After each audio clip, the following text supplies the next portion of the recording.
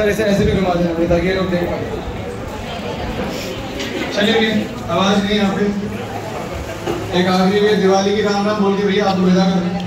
कल जो क्लास है ऑनलाइन मोड में होगी तो घर पे आप जा सकते थे, घर से आप क्लास ले सकते हैं। जब आप फ्री हो जाएंगे तो आप यहाँ पे आ सकते हैं अगर आपको दिक्कत है तो। और जो समय है भैया उसकी समाप्ति की घोषणा हो चुकी है। आपने किसी टाइम पर एडमिशन भैया नर्सरी में लिया हो माता पिता के कहने पर भैया, ठीक है, बात समझ में नहीं आ रही होगी पढ़ाई करनी। आज पढ़ाई करते करते तो लोग भैया 12th क्लास में पहुंच गए और स्कूल छोड़ने का समय आ चुका है अभी। तो ये जो समय है ना भैया इसका अपना निश्चित है। अब बस कहानी यही है कि आप उस समय का कितना सदुपयोग कर लेते हो, यूज कर लेते हो। यही जिंदगी है भैया, तो जिंदगी यहीं पर है। इस टाइम सबके पास सीमित है। फिर जब गेम खेलते हैं तो 3-4 खिलाड़ी होते हैं तो हर किसी के पास उतनी पावर उतनी लाइफ होती है, ठीक है। अब डिपेंड करता है कि कौन कितने स्किल्स जानता है जिससे वो अपने खिलाड़ी को बचा सकता है। तो लाइफ में यही सारा फंडा है भी है। आपके घर वाले आपको इसीलिए पढ़ा रहे हैं ताकि आप इस लाइफ में आगे जाके जो गेम खेल रहे हो उसमें सर्वाइव कर पाओगे। तो बस वही जितने स्किल्स आपके डेवलप हो जाएंगे उतना गेम भैया आपका लंबा चले, बढ़िया चले। और रही बात आपके माँ बाप की भी कहानी, पिताजी की माता जी की भी कहानी बहुत सिंपल है। हर कोई कैसे मिडिल क्लास फैमिली से भी क्या सोचता है, ये तो सोचता है भी 18 साल की उम्र होगी भी, ठीक है। तो हम सोचते हैं चलो भैया IIT JEE की तैयारी करेंगे, NEET की तैयारी करेंगे, ठीक है। तो वो ये सोचते हैं कि भाई पहले मेहनत कर लूँ, मैं सही से कुछ बन जाऊँ, उसके बाद मैं अपनी ज़िंदगी जीऊँगा। यानी कि अपना टाइम तो आएगा पर पहले अपनी जिम्मेदारी को निभा लूँगी। तो 18 साल की उम्र में लग जाता है भैया अपनी ज़िंदगी से आप लगे पड़े कुछ ना कुछ बनने के लिए। उसके बाद क्या होता है भाई, उसके बाद आप एडमिशन लेते हुए कॉलेज में, तो पढ़ाई थोड़ा सा दबाव बनाती है आपके ऊपर। तो सोचते चलो पढ़ाई कर लेता हूँ तरीके से भाई साहब, उसके अंदर आप टाइम आ जाएगा, अपना टाइम आ जाएगा, फिर आप पढ़ाई में लग जाते हो भाई साहब।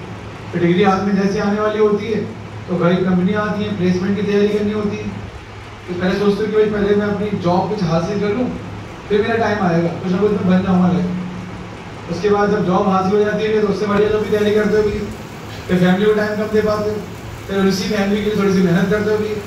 जैसे 25-26 साल 1 साल के होते हो भी, घर वाले बोलते हैं कि भैया थोड़ी जिम्मेदारी संभाल लियो, शादी कर लेगी, फिर आप शादी कर लेते हो भी। 28-29 साल की उम्र में फिर क्या होते हैं भैया, बच्चों की जिम्मेदारी आ जाती है। तो फिर सोचते हैं कि भाई कहाँ घूमने जाएंगे, अब क्या जिएंगे ज़िंदगी। पहले तो इनको जो बच्चे छोटे छोटे से हैं या बड़े बड़े हो जाएं, 8-10 साल के हो जाएं, उसके बाद देखिए जब बच्चे बड़े होते हैं तो भैया उनके 10th के 12th के बोर्ड एग्जाम्स होते हैं, उनकी जिम्मेदारी आ जाती है। तो सोचते हैं कि पहले बच्चे हमारे कुछ कर लें लाइफ में, कोई अच्छी साइड कोई कॉलेज मिल जाए उसके बाद देखेंगे। जब कॉलेज आते हैं बच्चे तो फिर भैया दबाव पड़ जाते हैं कि भाई इनकी फीस जमा करनी है, तो एक्स्ट्रा वर्क करते हैं भैया, अपनी ज़िंदगी बाद में जी लेंगे, पहले इनके लिए थोड़ा सा कर लेते हैं। फिर बच्चों की शादी बात फिर उनके बच्चे हो जाते हैं, करते करते 50 साल की उम्र आ जाती है। 50-60 साल की उम्र में सोचता है कि चल मेरे पास अब टाइम है, लेकिन भैया वही वाली बात है, टाइम तो बहुत सारा होता है, ठीक है, लेकिन एनर्जी नहीं होती पहली बार। फिर कुछ करने की सोचते भी हैं तो सोचते हैं कि यार पैसा तो है बट इस पैसे का मैं क्या करूँ, ये पैसा अपनी मेरी फैमिली है भाई, घर बच्चे हैं वो भी सारे स्ट्रगल करेंगे मेरी तरह, तो वो पैसा दे देते हैं उनको कि भाई चलो तुम यूज़ करो उस पैसे का, मेरा जो होना था वो हो जाए। तो ये जो सोचते रहते हैं कि अपना टाइम आएगा। तो एक दिन मेरे डॉक्टर के पास जाते हैं, सीने में दर्द होता है, डॉक्टर बोलते हैं कि तुम्हारा टाइम आ गया, जिंदगी ऐसी। तो ये उन लोगों के लिए था जो इस फ्रेंड्स यहाँ पर इस प्लेटफॉर्म पे नहीं आ पाए। तो तुम्हारे पास मौका था, तुम्हारा टाइम आता पर तुम उस मौके को नहीं बना सकते।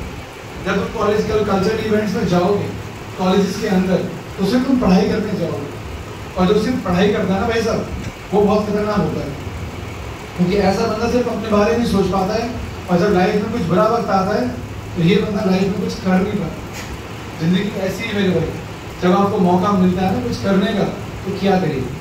यहाँ तो नहीं कर पाए कोई दिक्कत नहीं, आपका हमारा सफर लिमिटेड था, लेकिन आगे जाके कॉलेज में टाइम मिलेगा, फेस्ट करेंगे, कई तरह के टेक्निकल फेस्ट होंगे, कहीं ना कहीं कुछ ना कुछ एलिमेंट सीखो, क्योंकि वही स्किल्स हैं जो आपको ज़िंदगी जीना सिखाते हैं।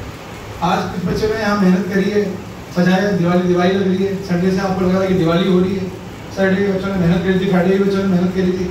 आज ये जो बच्चे मेहनत करते हैं ना उसी मेहनत को हम इंजॉय करते हैं। तो लाइफ ऐसी है कि भैया जब सब मेहनत करते हैं तो ज़िंदगी खूबसूरत हो जाती है। अगर मेरी ज़िंदगी नॉर्मल होती कुछ भी, मैं आता यहाँ पर पढ़ा के निकल जाता, ना आपको पता चलता दिवाली है, ना मैं आपको बता पाता दिवाली है, लेकिन एक हफ्ते से आपको पता चल रहा है कि भाई दिवाली है। और यही ज़िंदगी है भैया। हमारे पास, सबके पास टाइम लिमिटेड है। आज हमारे बगल में कोई बैठा है या हम किसी को टाइम दे रहे हैं तो कोशिश करो कि उसके साथ हमारा बिताया गया समय बेस्ट है, ताकि वो कल को याद रखे कि ये टाइम मेरा बेस्ट है। और ये मेमोरीज है। हम अपनी एड में, अपने गुस्से में, अपने ईगो में चीज़ें हम इग्नोर कर सकते हैं। हो सकता है कि स्किप करते हैं चीज़ों को, ना जाए वहाँ पे, बट आगे जाके तो धुनी को होता है क्या मैं जाता या मैं जाती कि बहुत मजा आता। लाइफ में सिर्फ मेमोरीज क्या है। आज तुमने 10 साल पहले क्या है तुम्हें याद होगा, 20 साल पहले क्या है कुछ, कहाँ गए, क्या किया, घर में कोई फंक्शन था, कभी फोटो दिमाग में आएंगे तो खुशी होगी कि हाँ बड़ा मजा आता। लाइफ ना एक जर्नी की तरह है, इसका डेस्टिनेशन बहुत घटिया है। या तो आपको किताब में लिखना पड़ेगा या कवर में सोना पड़ेगा। तो डेस्टिनेशन के पीछे अगर भाग रहे हो तो मेरे भाई डेस्टिनेशन बहुत बड़ा है। तो कोशिश करो इस लाइफ को थोड़ा सा खुशनुमा बनाने के लिए, ठीक है। और कोशिश करो कि पढ़ाई के अलावा भी बाकी चीज़ों में थोड़ा बहुत हाथ पैर मारो। अब आप बोलोगे आप डिमोटिवेट कर रहे हो, मैं किसी को डिमोटिवेट नहीं करता। मैं बस चाहता हूँ कि आपके पेरेंट्स को आप मिले, उनको कोई रोबोट ना मिले कि एक इंजीनियर डॉक्टर बन दो गया लेकिन उस बच्चे को कुछ नहीं आता। दिवाली बना रहे हैं, उसको पता नहीं पूजा कैसे करनी है। ईद बना रहे हैं, उसे पता नहीं कितनी बार नमाज होगी, क्या होगा कुछ नहीं पता। छठ पूजा बना रहे हैं, पता ही नहीं कैसे स्टार्ट होगा, कब से चालू होगी, कितने दिन पहले चालू होगी, क्या कुछ नहीं पता। तो क्या करोगे आप ऐसे बच्चे का? ऐसा बच्चा भाग जाएगा आपको छोड़ के, अमेरिका पहुंच जाएगा, बढ़िया जॉब करेगा, आपको पैसे भेजेगा, आप किसी काम नहीं आएगा। क्योंकि आपके पेरेंट्स को आगे जाके आपके पैसे की जरूरत नहीं है, किसी की जरूरत है आपके साथ की, आपके टाइम की जरूरत है।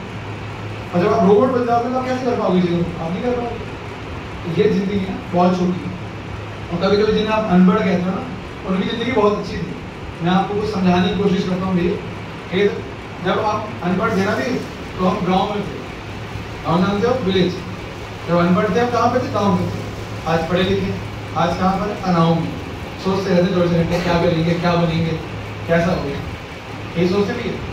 जब अनपढ़ थे तो हम अंधेरे में थे, लाइट कम आती थी।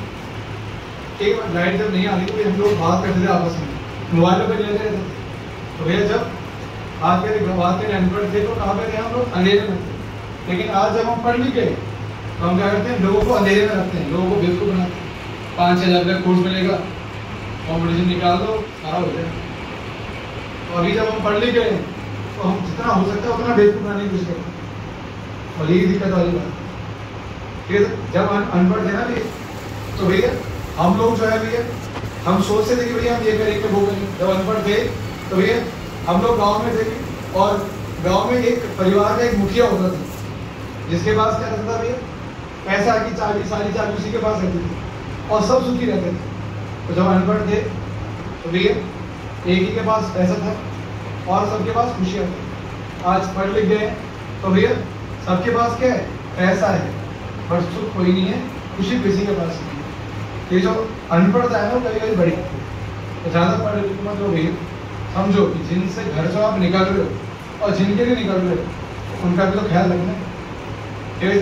जब अनपढ़ थे ना भैया तो हमारे पास क्या होते थे? रिश्तेदार होते थे, चाचा का घर हो रहा, दादा का घर, ये वो सब कुछ होते थे। आज पढ़ लिख गए तो रिश्तेदार कहाँ के? दूर के। क्योंकि हम तो गांव से यहाँ पे आ गए ना। अच्छा ये तो हमारे दूर के रिश्तेदार। भैया जब हम पढ़ लिख गए ना भैया तो सारे रिश्तेदार दूर के होते और खुशियाँ हमारे पास है। तो जिंदगी ऐसी है, ये त्यौहार है, इस त्यौहार का मतलब समझिए आगे और त्यौहार होंगे, कोई समझाने की कोशिश नहीं करते। सबके पास क्या है? समय नहीं है, सब लगे पड़े अपने टाइम आएगा, अपना टाइम आएगा, और एक दिन जरूर आएगा। तो बस वही तुम्हारे साथ भी होंगे, ठीक है। जिंदगी जीने के 2 तरीके हैं, या तो आइसक्रीम कि जल्दी भैया खा लो पिघल जाएगी, या फिर मोमबत्ती कि भैया पिघल तो रही है बट जल भी रही है और रोशनी दे रही है दूसरों को।